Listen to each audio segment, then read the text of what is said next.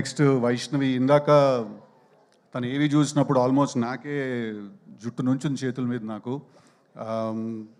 Baby cinema చూసిన వెంటనే we were very clear that Vaishnavi ఏ జాక్లో హీరోయిన్ అని.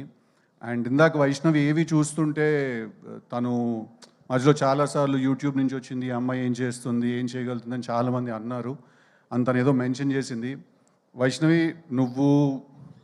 నీకు ఎంత టాలెంట్ ఉంది, నువ్వు ఏ లెవెల్కి వెళ్ళగలుగుతావు, నీ డెడికేషన్ ఏంటి అనేది నీ కంట్లో ఉన్న పుట్టుమచ్చ లాంటిది వైష్ణవి. అద్దంలో చూసుకున్నప్పుడు మాత్రమే నీకు అనిపిస్తుంది, బట్ మాకు నిన్ను చూసిన ప్రతిసారి కనిపిస్తుంది.